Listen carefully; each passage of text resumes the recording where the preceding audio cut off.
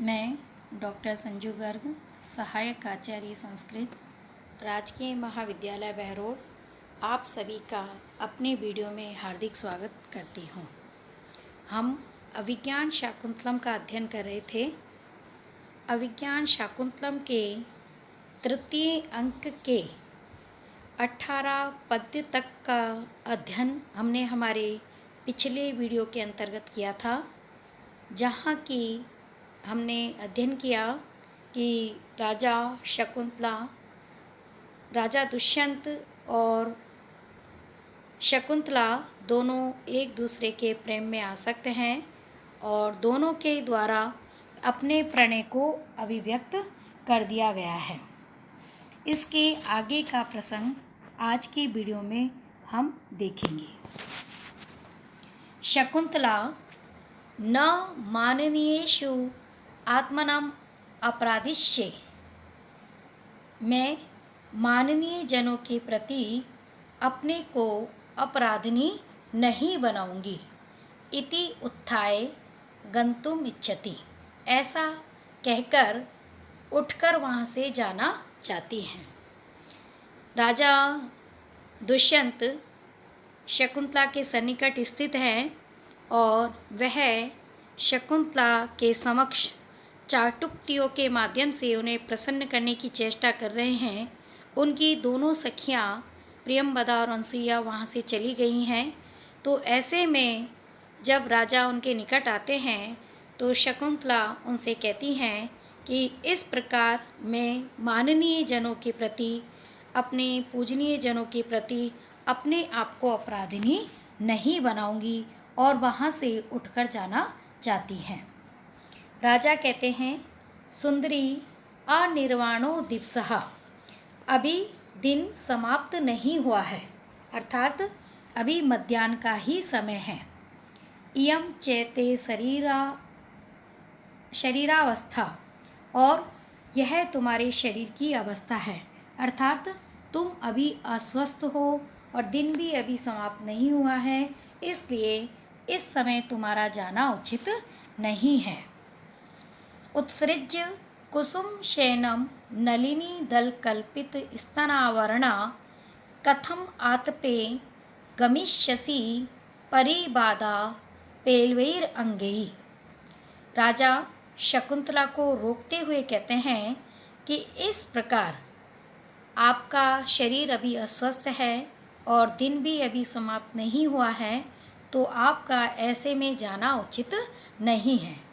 इसी संदर्भ में इस पद्य के अंतर्गत राजा कहते हैं कि नलिनी दल कल्पित स्तन आवरणा, कमलनी के पत्तों से जिसने अपने स्तनों का आवरण बनाया है, अर्थात जिसने कमलनी के पत्तों को स्तनों का आवरण बनाया है, कुसुम शयनम, ऐसी तुम पुष्प शैया को, पुष्पों से निर्मित शैया को उत्सृज्य छोड़कर परिबाधा पेलवई, अर्थात काम पीड़ा के कारण सुकोमल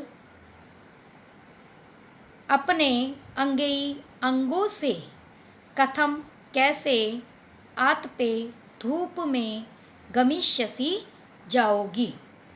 यहाँ राजा दुष्यंत शकुंतला से कहते हैं कि तुम अस्वस्थ होने के कारण धूप में चल नहीं पाओगी। तुमने कमलनी के पत्तों से स्तनों का आवरण बनाया हुआ है, ऐसे तुम पुष्प की शैया को छोड़ करके और काम पीड़ित दुर्बल अंगों से कैसे इस धूप में जा पाओगी, इसलिए अभी तुम्हारा जाना उचित नहीं है।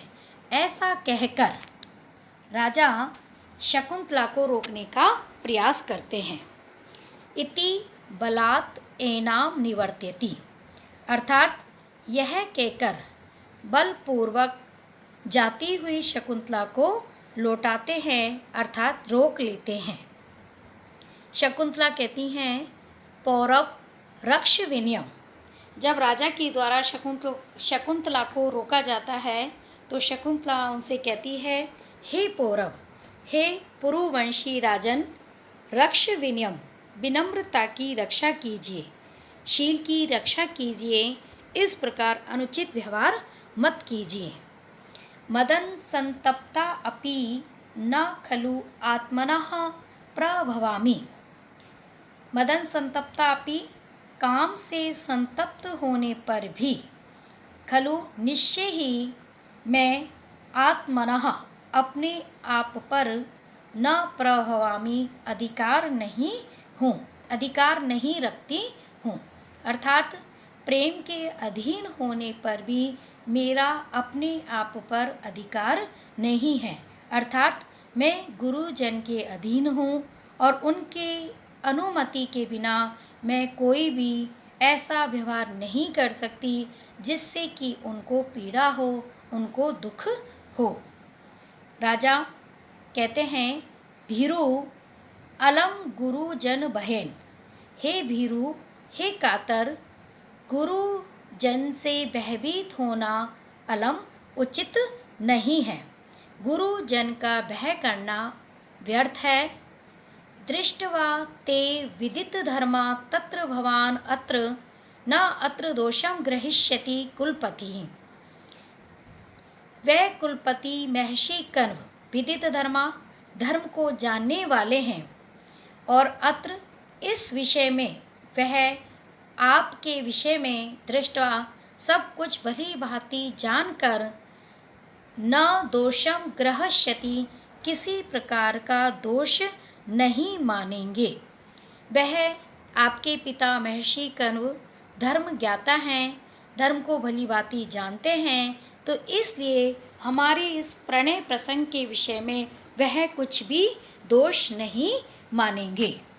अपिच है, क्योंकि और भी, गांधर्वेन विवाहेन बहवो राजर्षि कन्यका श्रूयन्ते परिणीतास्ता पितृभिश्च अनुमोदितः। राजा दुष्यंत शकुंतला से कहते हैं कि हमारा यह प्रणय निष्पाप है, निर्दोष है, और इस विषय में हमारे जो पूज्य जन हैं उनके द्वारा हमें अवश्य ही अनुमति दे दी जाएगी, क्योंकि वह बहुत सी राजर्षि कन्याएं गांधर्वेन विवाहेन, गांधर्व विवाह विधि से परिणीतः विवाहित श्रूयन्ते सुनी जाती हैं, और ता पितृभिश्च अनुमोदितः, और वे बाद में माता पिता के द्वारा अभिनंदित या समर्थन की जाती हैं। अर्थात राजा कहते हैं कि विवाह के जो अष्टभेद हैं उनमें से एक गांधर्व विवाह भी होता है। गांधर्व विवाह के अंतर्गत जो प्रणयी जन हैं वो पहले विवाह कर लेते हैं, और उसके बाद उस विवाह की अनुमति उनके माता पिता व पूज्य जन के द्वारा दे दी जाती है। और ऐसा इस विषय में इतिहास प्रमाण है कि बहुत सी ऐसी राजर्षि कन्याएं हुई हैं जिन्होंने पूर्व में गांधर्व विवाह से विवाह किया, और इस विधि से विवाहित होने के बाद फिर बाद में उनके माता पिता के द्वारा उनके विवाह का अनुमोदन कर दिया गया, उनके विवाह को समर्थन प्रदान कर दिया गया है। तो इसलिए गांधर्व विवाह भी वैवाहिक पद्धति का, विवाह विधि का एक संस्कार, विवाह विधि का एक रूप है। इसलिए हमारे द्वारा ऐसा कोई भी अनुचित आचरण नहीं किया जा रहा है। शकुंतला कहती है, मुंच तावत माम, तो आप मुझे अभी छोड़ दीजिए।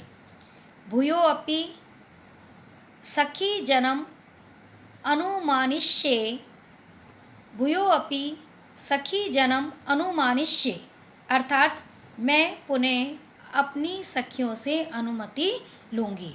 अर्थात आपकी बात उचित है, किंतु अभी आप मुझे छोड़ दीजिए, क्योंकि पहले मैं अपनी सखियों के पास जाकर उनसे अनुमति लेती हूँ। राजा कहते हैं, भवतु, ठीक है, मोक्षामि, मैं छोड़ दूंगा। फिर शकुंतला कहती हैं कदा, कब। तो राजा कहते हैं अपरीक्षत कोमलस्य यावत् कुसुमस्य एव नवस्य षट्पदेन अदृश्य पिपासिता मया ते सदयं सुंदरी गृह्यते रसो अस्य। यहाँ राजा शकुंतला को बलपूर्वक रोकने का प्रयास करते हैं और गांधर्व विवाह की प्रशंसा करते हुए उनसे कहते हैं कि गांधर्व विवाह भी विवाह का ही एक रूप है। मनुस्मृति में 8 प्रकार के विवाह बतलाए गए हैं। यथा ब्रह्मो देवस्तथैव आर्षः प्राजापत्यस्तथा असुरः गांधर्वो राक्षसश्चैव पैशाचश्च अष्टमो अधमः स्मृते हैं। अर्थात ये 8 विवाह के रूप हैं जिसमें गांधर्व विवाह भी एक विवाह का रूप माना जाता है। तो इसलिए यहाँ राजा दुष्यंत शकुंतला से गांधर्व विवाह से परिणित या विवाहित होने की बात कहते हैं। तो शकुंतला अपनी सखियों से अनुमति लेने के लिए उनसे कहती है कि अभी आप मुझे यहाँ से जाने दीजिए और मैं अपनी सखियों से अनुमति लेकर आती हूँ। तो राजा कहते हैं ठीक है, मैं भी आपको छोड़ दूँगा। तो शकुंतला उनसे पूछती है कब। तो इसका प्रत्युत्तर देते हुए राजा कहते हैं कि हे सुंदरी, सुंदरी अर्थात हे सुंदरी, यावत जब तक षट्पदेन भ्रमर के द्वारा अपरीक्षित कोमलस्य अनास्वादित कोमलस्य एवं कोमल नवस्य कुसुमस्य इव नवीन पुष्प के समान पिपासिता प्यासे मेरे द्वारा, पिपासिता मया प्यासे मेरे द्वारा ते तुम्हारे अश्य इन अपरीक्षित कोमलस्य इन अनास्वादित और सुकोमल अदृश्य अद्रों का रसास्वादन सदयम प्रेम पूर्वक क्रियते ग्रहण किया जाता है।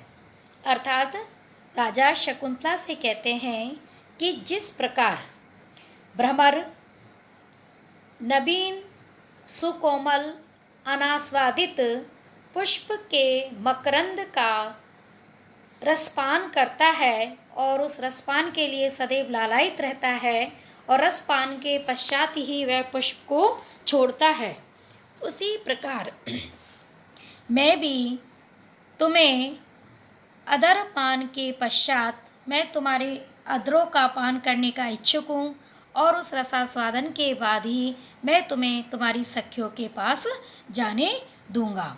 तो इसलिए यहाँ राजा दुष्यंत के प्रेम की अतिशयता का वर्णन किया जा रहा है और राजा को भ्रमर के समान बताया है और शकुंतला के अद्रों को यहाँ पुष्प के समान सुकोमल बताया गया है। और प्रेम की अतिशयता का बड़ा ही सुंदर वर्णन व स्वाभाविक वर्णन किया गया है। इस पद्य के अंतर्गत उपमा अलंकार है, अनुप्रास अलंकार है और इसमें मालधारणी छंद है। आज का वीडियो हम यहीं पर समाप्त करते हैं। आगे के प्रसंग का वर्णन हम अपने अगले वीडियो में अपलोड करेंगे। तब तक के लिए आप सभी का बहुत बहुत धन्यवाद।